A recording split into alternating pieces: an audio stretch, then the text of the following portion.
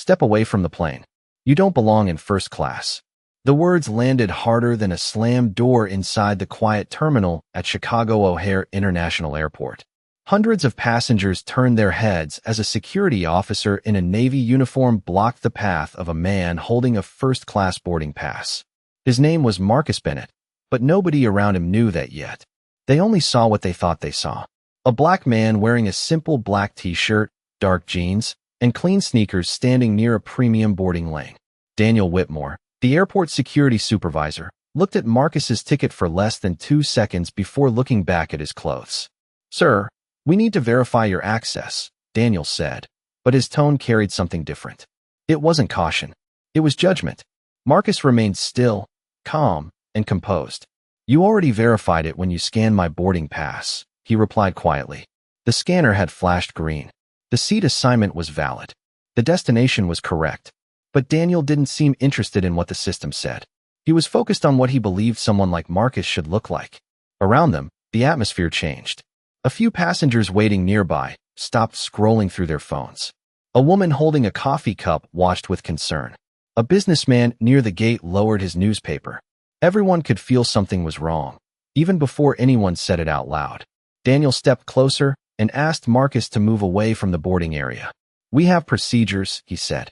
Marcus looked around at the polished floors, the airport signs, and the rows of passengers preparing for their flights.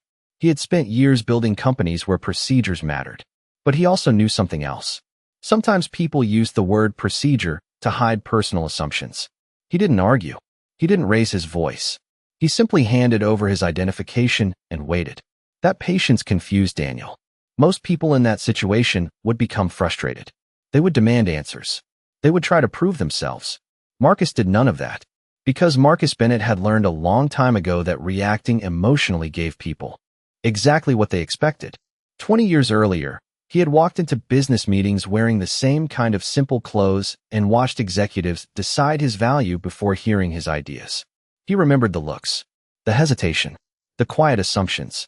But those moments didn't stop him. They became the foundation of everything he built. Now, standing at the gate of an airline he had helped transform into a global company, he saw the same pattern repeating. Daniel glanced at the boarding information again and shook his head. "Something doesn't add up," he said. Marcus looked directly at him.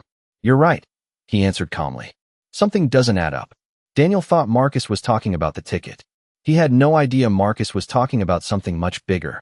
Because in just a few minutes, the entire airline would learn the difference between a passenger they underestimated and the person who had the power to change everything. Marcus Bennett stood at the gate surrounded by the quiet tension of strangers watching a situation they did not fully understand. He had already shown his boarding pass. He had already provided his identification. Yet the questions continued, not because the answers were missing, but because the people asking them had already made up their minds. Daniel Whitmore believed he was protecting the airline. He believed he was following a standard security process. But Marcus could see something deeper happening. He had seen this moment before. Not in an airport, not in a first-class boarding lane, but in offices, conference rooms, and business meetings where people decided who belonged before hearing what someone had accomplished. Marcus Bennett was not traveling with an assistant. He was not wearing a custom suit or carrying anything that announced his success. That was intentional. For months, he had been hearing stories from passengers who said the airline treated people differently depending on how they dressed, how they spoke, and what assumptions others made about them. Complaints came through customer service channels. Reports were reviewed. Surveys were analyzed. But numbers on a screen never showed the full story. Marcus wanted to see the reality himself. So he chose an ordinary outfit, purchased his own ticket, and walked into his own airline as someone nobody expected to matter. What he found was a moment that felt painfully familiar. Daniel looked at the documents again while another security employee stood nearby, waiting for instructions. "I am only asking for a little more information," Daniel said. Marcus nodded slowly. "And I am giving it to you." His voice remained steady. No anger, no frustration, just confidence. That calmness made the situation even more uncomfortable for the people around him. They expected resistance. They expected an argument. They expected someone who would match their assumptions. Instead, they found a man who seemed completely certain that the truth would eventually speak for itself. A few rows away, A young flight attendant named Emily Carter watched carefully. She was new to the airline and had only worked there for 6 months. She noticed something that others seemed to ignore. Marcus had not refused a single request. He had answered every question. He had followed every instruction. Yet the situation continued moving in only one direction. Emily glanced at the boarding screen, then at Marcus's documents. Something did not feel right. Meanwhile, Daniel became more confident. He looked at the growing crowd and lowered his voice.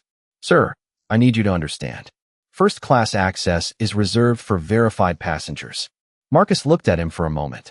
"Then verify me." The simple response created a silence around them, because that was the question nobody wanted to answer. The system had already verified him. The ticket was real. The seat was assigned. The information was correct. But Daniel was no longer looking for confirmation. He was looking for a reason to prove his suspicion was justified. Marcus placed his hands calmly at his sides and looked toward the aircraft window overlooking the runway. Outside, several planes prepared for departure under the morning sunlight. He knew every aircraft represented thousands of passengers, hundreds of employees, and a company built over decades. He also knew one uncomfortable truth. A company could spend millions building a reputation, but one moment of unfair treatment could reveal everything hidden underneath. Then Daniel made the decision that would change the entire situation. He reached for the radio and called for additional support. "We have a passenger issue at Gate B14, he announced. Marcus heard those words and simply closed his eyes for a second. Not because he was afraid, because he already knew what came next. The test was no longer about whether he could board the plane. The test was about what the airline would do when nobody knew who he really was. The radio call changed the atmosphere around Gate B14.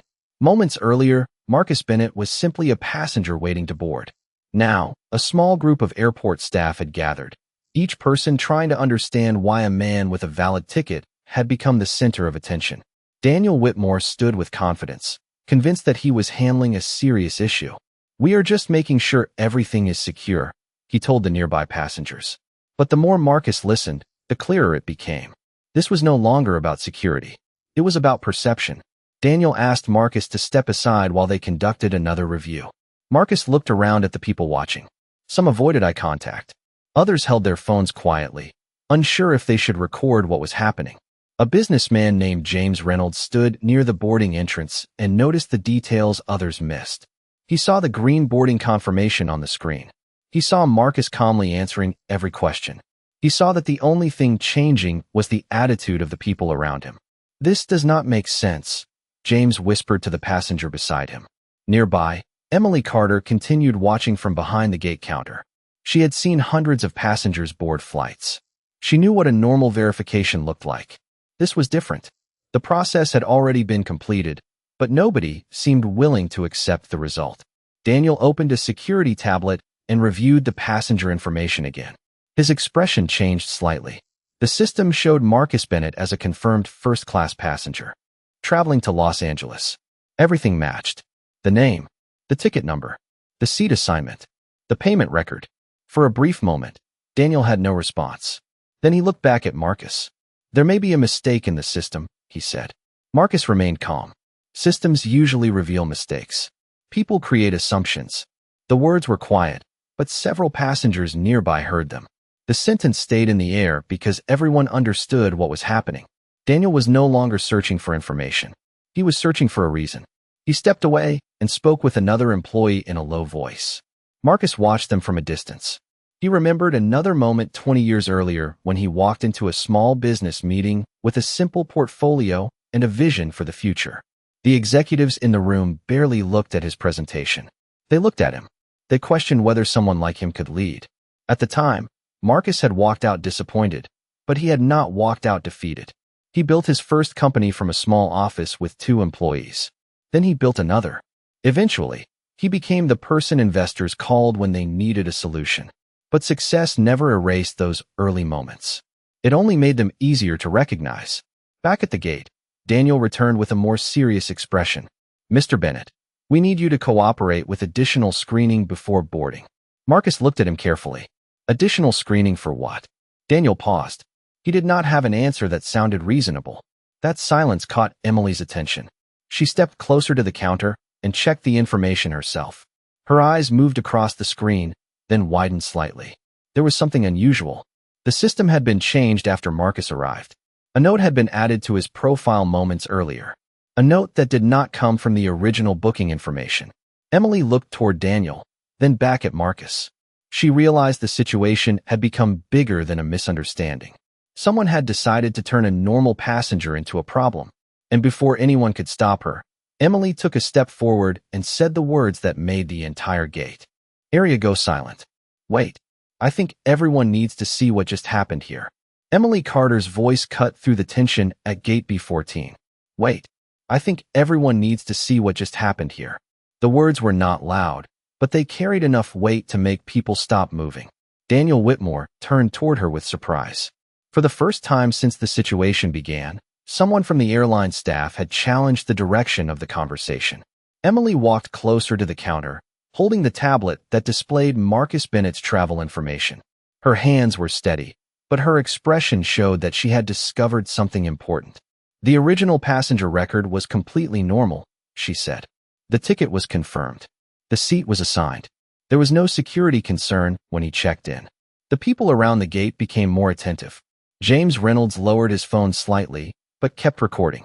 Other passengers looked between Emily, Daniel, and Marcus, trying to understand how a simple boarding process had become something much bigger. Daniel immediately stepped forward. Emily, this is not the time to question security procedures. But Emily did not step back. She looked at the screen again. I am not questioning security. I am questioning why a passenger with a valid ticket suddenly became a problem after he arrived. That sentence changed the mood completely. Marcus watched quietly. He had spent years in boardrooms where people ignored uncomfortable truths because accepting them required change. He knew what was happening. The moment had reached a point where silence would only protect the wrong people. Daniel looked around and noticed more passengers paying attention. He tried to maintain control of the situation. Everyone needs to remain calm. We are simply following protocol. Marcus finally spoke. Protocol should protect people, not create reasons to doubt them. His voice remained calm, but every word carried through the gate area. Emily looked at Marcus with a different expression now. She realized he was not acting like someone trying to avoid attention. He was acting like someone who understood exactly what was happening and was waiting to see what people would do next. Daniel noticed the growing attention and became more defensive. Sir, until this review is complete, you will need to wait here. Marcus looked toward the aircraft waiting beyond the windows. The morning sun reflected off the wings of the planes sitting on the runway. He had seen those aircraft represent opportunity, connection, and progress. But he also knew companies were not defined by their advertisements. They were defined by the moments when nobody important was watching. James Reynolds stepped closer. I have a question, he said. If everything was confirmed, why was this only an issue after he walked up? Daniel did not answer immediately. The silence was noticeable. Emily then turned the tablet toward herself and checked the activity history. Her eyes narrowed. There it was. A recent update had been added after Marcus arrived at the gate. The note had changed his status from confirmed passenger to additional review required. But the update did not include a clear reason. It only contained one vague phrase. Passenger appearance does not match expected profile. Emily felt a wave of disbelief. She looked at the words again, hoping she had misunderstood. She had not. Marcus saw her reaction and knew she had found the moment that would reveal everything. Daniel noticed the change in her expression. What did you find? He asked. Emily slowly looked up from the screen. The entire gate area became silent. Then she said, I found the reason this happened. And it has nothing to do with security. The words, it has nothing to do with security, stayed in the air longer than anyone expected. At gate B14, the noise of the airport seemed to disappear for a moment. Passengers stopped walking. Conversations became quieter. Everyone was looking at the same screen that had changed the entire situation. Emily Carter turned the tablet around so the information was visible. This note was added after Mr. Bennett arrived, she explained. Before that, everything was confirmed. Daniel Whitmore looked at the screen and his expression changed. He knew exactly what that meant. The concern was no longer about a passenger verification issue. It was about a decision someone had made based on an assumption. Emily, you need to be careful with accusations, Daniel said. His voice was controlled, but the confidence from earlier was beginning to disappear. Emily looked at him. I am not making an accusation. I am reading what is on the screen. Marcus Bennett watched silently. He had spent decades learning that facts did not need to fight for attention. They only needed the right moment to be seen. James Reynolds, still standing nearby, looked at his phone screen and realized the video he had been recording was gaining attention. People were beginning to share the clip, not because they knew who Marcus was, but because they recognized something unfair happening in front of them. A passenger with a valid ticket was being treated differently, and nobody could explain why. Daniel attempted to redirect the situation. This is a private security matter. We do not need an audience. Marcus finally looked directly at him. That is usually what people say when they do not want anyone watching. The sentence was simple, but it landed. Daniel took a breath and looked toward the aircraft. He knew the situation was no longer contained. Marcus was still standing there calmly, but the room around him had changed. The same people who had been silent minutes earlier were now paying attention. Emily continued reviewing the information. Then she discovered another detail.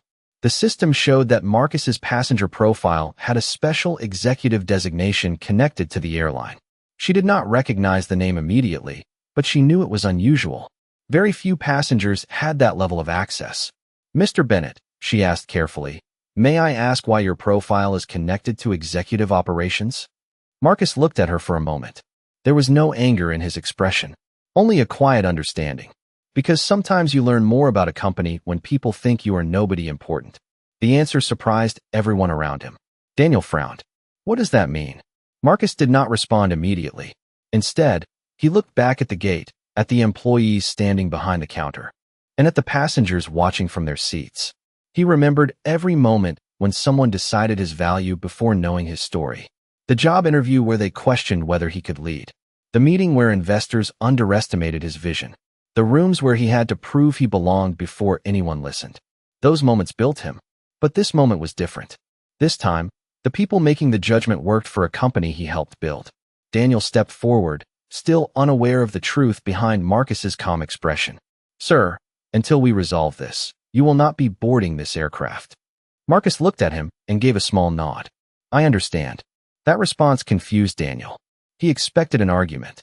Instead, Marcus reached into his pocket and took out his phone. He did not call security.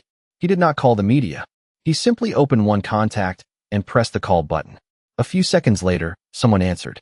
Marcus spoke only 3 words. Begin the review. And across the airport, people who knew exactly who Marcus Bennett was received a message that would change everything. The phone call lasted only a few seconds, but those seconds changed the atmosphere around Gate B14. Marcus Bennett lowered his phone and stood exactly where he had been standing from the beginning. Calm, patient, unmoved. Daniel Whitmore watched him carefully, still believing this was just another passenger situation that would disappear once the right people arrived. He had no idea that the person he was trying to remove from the aircraft was the same person whose decisions shaped the future of the airline. Across the airport, Rachel Morgan received Marcus's message. She had worked with him for nearly a decade and knew the meaning behind those 3 words.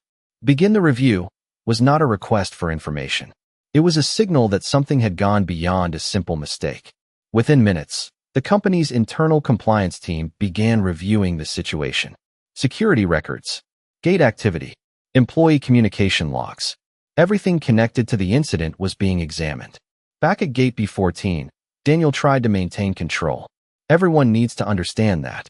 We are handling this appropriately, he announced.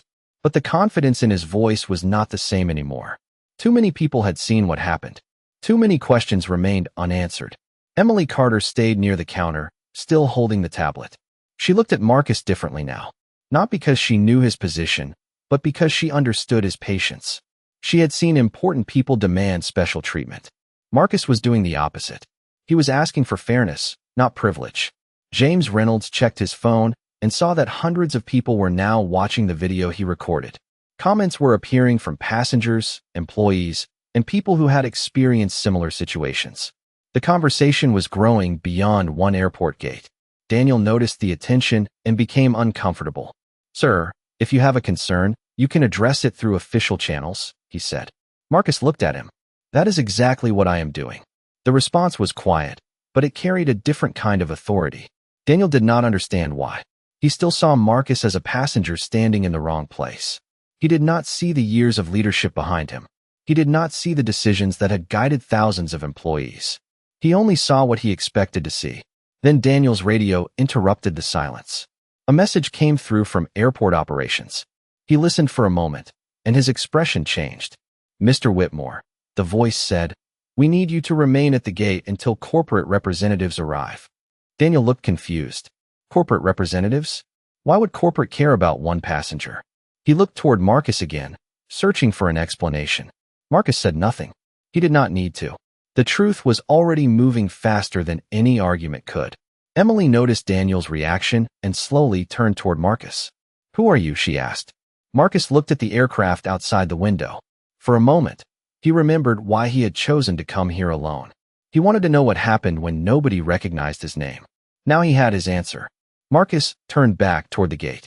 Before he could speak, every employee terminal near the boarding area received the same notification.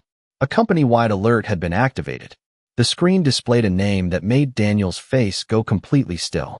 Marcus Bennett, Chief Executive Officer, Founder, Major Owner of the airline.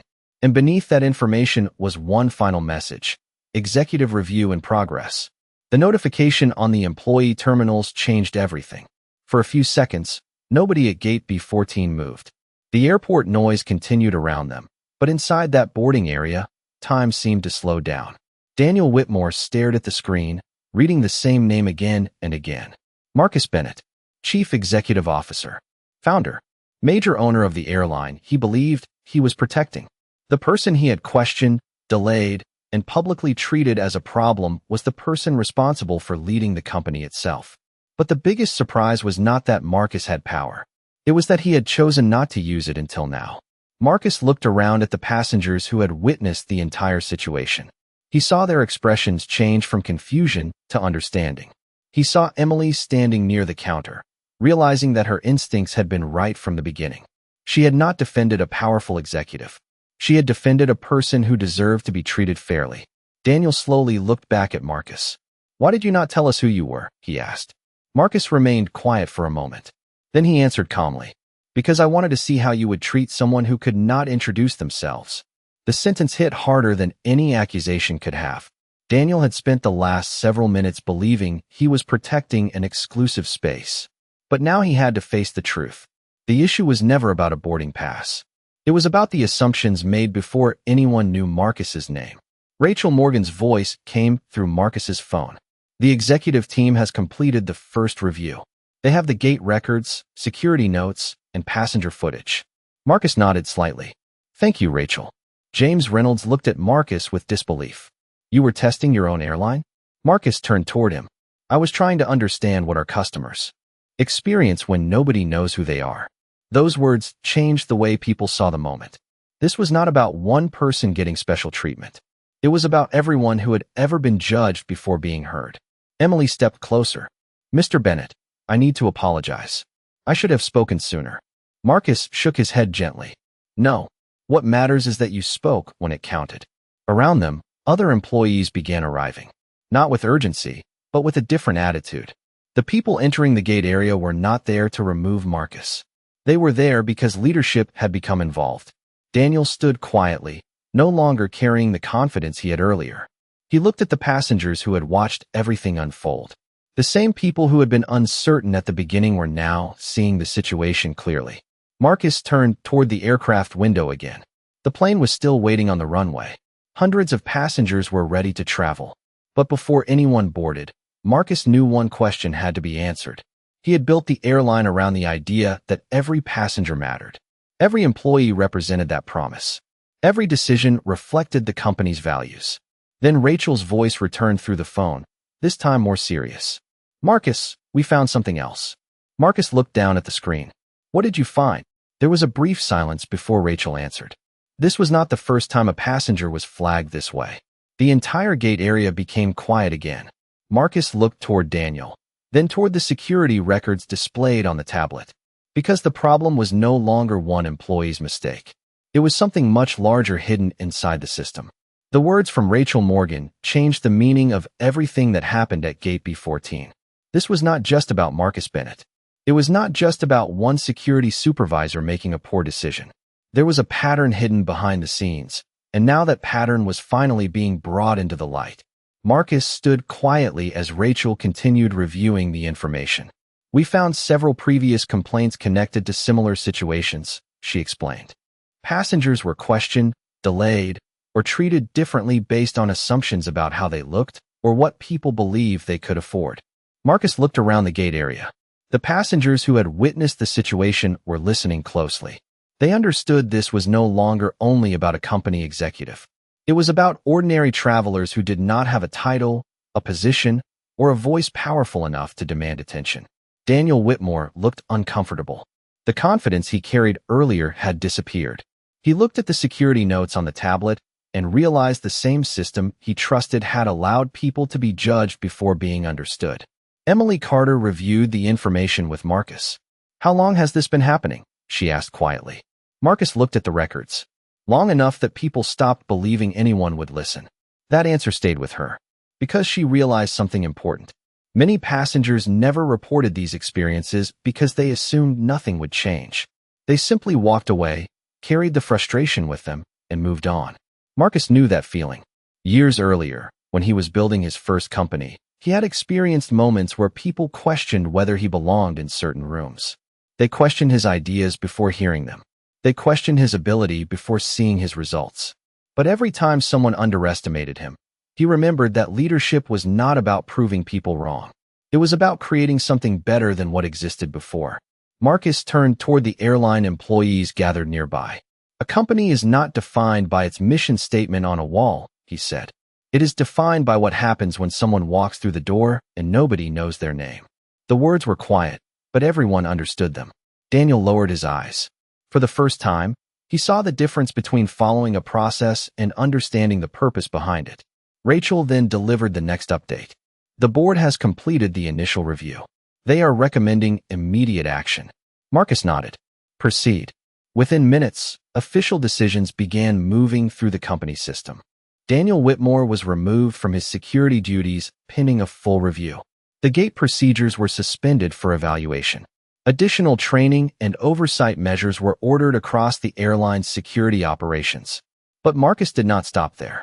He wanted the company to look deeper than one person's mistake. He wanted to know why the system allowed it to happen. James Reynolds watched everything unfold and lowered his phone.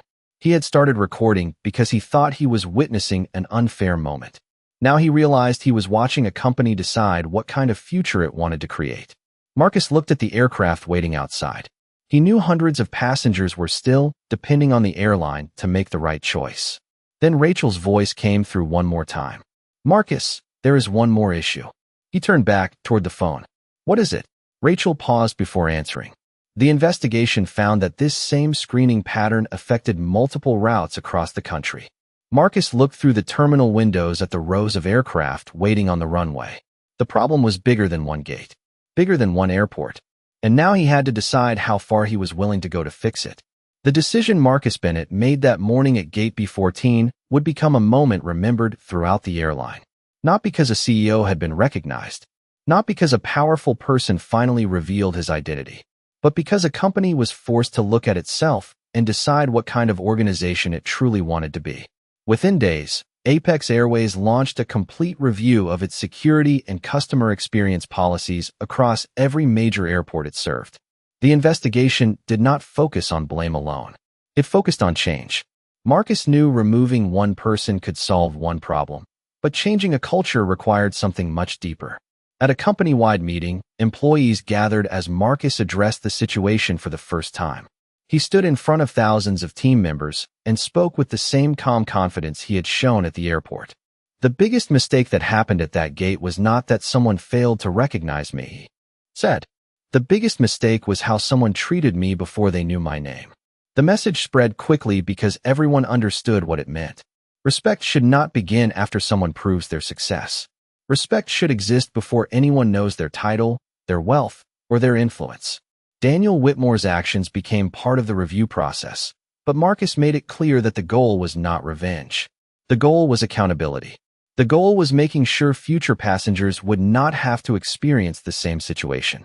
Emily Carter, the young flight attendant who chose to speak up, became part of a new internal training program focused on empowering employees to question decisions that did not align with the company's values. She never expected that a normal workday would place her in the middle of a defining moment. But she learned something important.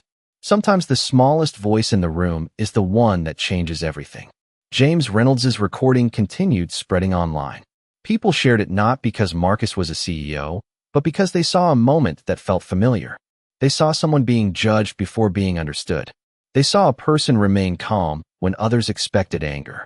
And they saw the power of someone who knew exactly who he was, even when others refused to see it. Months later, Marcus walked through another airport terminal. This time, he was not there secretly observing. He was there as a leader watching the changes his company had made. New procedures were in place. Employees were trained differently. Passengers were treated with greater care. But Marcus knew the work would never truly be finished. Progress was not a single announcement. It was a daily choice. He looked through the large airport windows at the planes taking off into the sky and remembered the moment when someone told him he did not belong. Years earlier, that kind of statement might have been enough to make him question himself. But not anymore. Because Marcus had built an empire from every moment when someone underestimated him. He had turned doubt into determination. He had turned rejection into achievement. And on that day, he proved something far more powerful than his position as a CEO. True power is not shown by how loudly someone demands respect. True power is shown by how calmly they create change when they finally have the ability to do so. Marcus Bennett was not just the man who owned the airline. He was the man who reminded everyone inside it that every person deserves dignity before they ever have to prove their worth.